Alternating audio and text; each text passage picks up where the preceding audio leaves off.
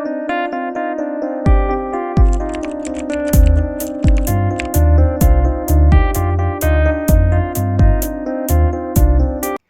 guys, welcome to Sosin classes. This is Hima Hegde presenting before you the current and contemporary affairs in anthropology. Firstly, we have the anthropology of drug abuse. Drug addiction has been a growing concern amongst many societies, particularly in urban environments.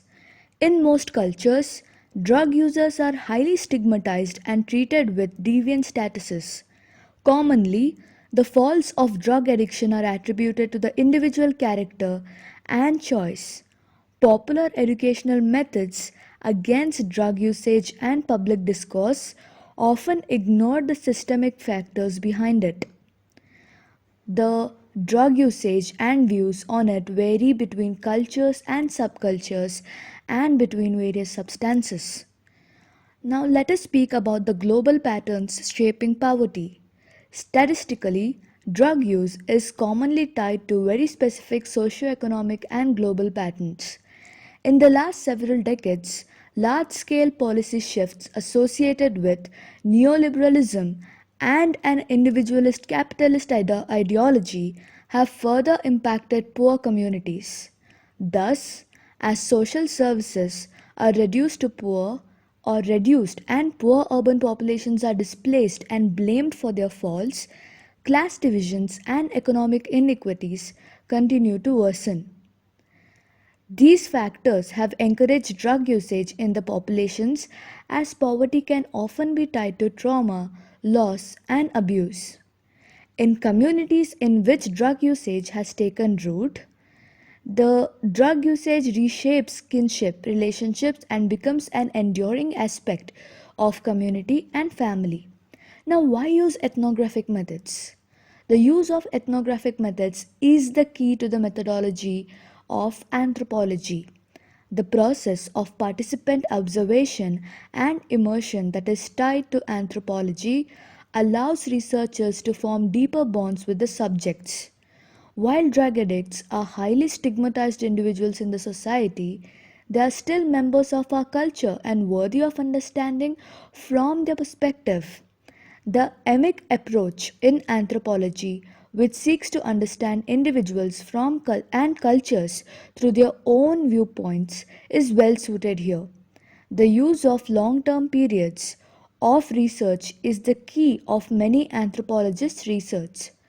Drug addicts are enmeshed in conflicting struggles through economic, social, biological, and systemic forces. If we were to understand the trends through anthropology, histories of addiction can be seen to be shaped by the trends in political policy that shape patterns of poverty and land loss. While it can be difficult to balance research ethics involving vulnerable subjects, it is important to consider the ways broader forces shape personal struggles. One of the most significant anthropologists in the field of drug addiction is Philippe Bourgois. He is most known for his contributions to his critical medical anthropology and the field of social medicine. Arguably, his two most significant published works are In Search of Respect and Righteous Dopamine, focusing on social causes of addiction in New York and San Francisco, respectively. The former is in fact the first ethnography which ossified many of their interests in becoming the anthropologists. Bourgois' writing excels at providing human sight to societal and political issues and history. While doing so, it addresses the ways that history of labor and kinship shape addiction, loss, and class mobility. Next online, we have anthropology and love. Helen Fisher is a biological anthropologist who has been studying love and has been advisor for several dating websites. On being asked as to how would she define love being a biological anthropologist, she said that romantic love is a basic brain system like fear and anger or disgust.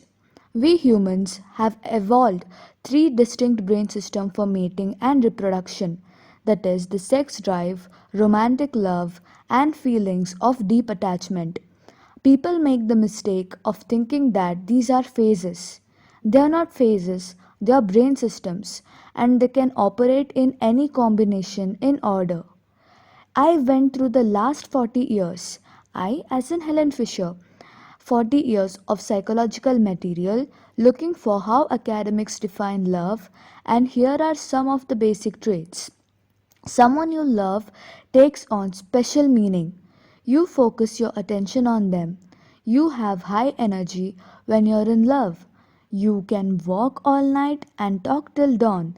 You have mood swings and real bodily reactions like weak knees and dry mouth, butterflies in the stomach, you feel emotional dependency and separation anxiety. People say they think about their loved one all day and night, and it's called intrusive thinking. Helen Fisher estimates the people she studied on average thought about their beloved to be like around 85% of the time. Romantic love comes with a lot of different emotions, but in the brain scanner, everyone who is madly in love has common activity way in the base of the brain, that is, in the ventral tegmental area, that is VTA. This brain region pops up the dopamine, that is, a chemical messenger in the brain that gives us energy, focus, motivation, and craving. The VTA lies right next to hypothalamus and pituitary primary brain regions that orchestrate thirst and hunger. Thirst and hunger keeps us alive today. Romantic love drives us to fall in love, form a partnership, and send our DNA into tomorrow. Romantic love is a survival mechanism. Now, having gone into decades of the medical and academic literature looking for any personality trait linked with biological system, Helen looked at everything from the effects of drug of abuse to drugs for diseases or those taken by people changing their gender. If you take estrogen replacement for example, your linguistic skills increase. She found four systems connected to the chemical messengers in the brain, namely dopamine, serotonin, testosterone, and estrogen, each associated with the constellation of personality traits. That's the basis for the questionnaire she created for the dating websites as well.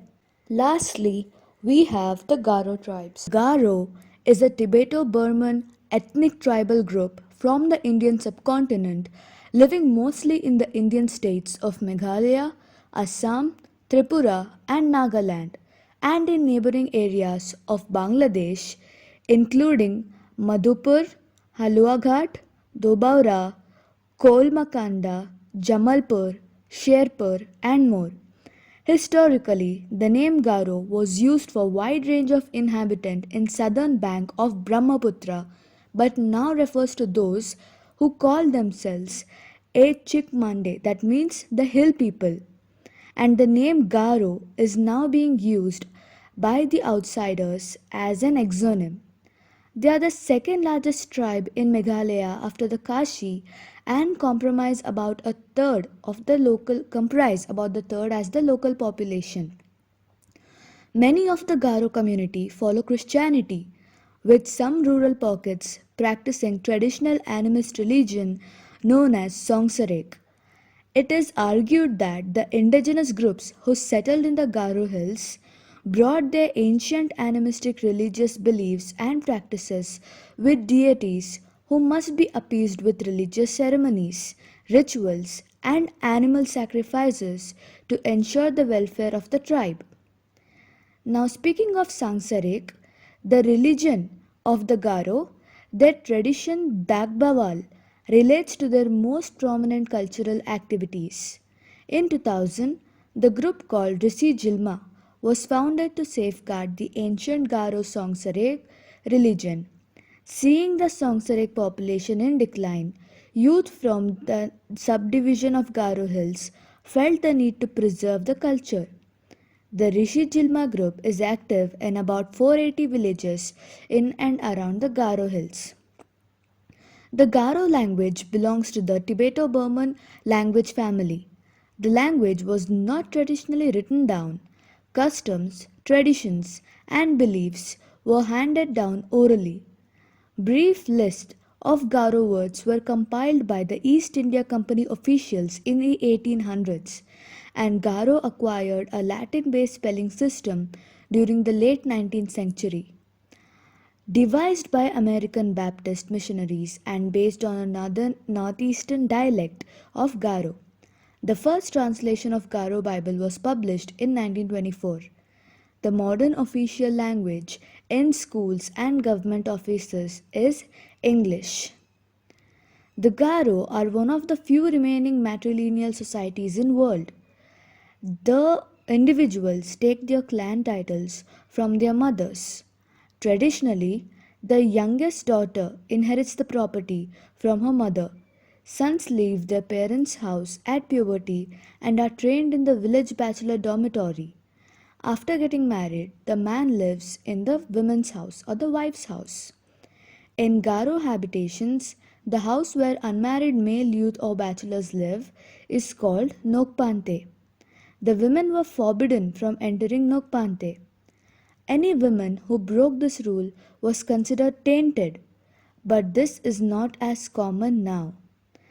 Speaking of ornaments, both men and women enjoy adorning themselves with ornaments.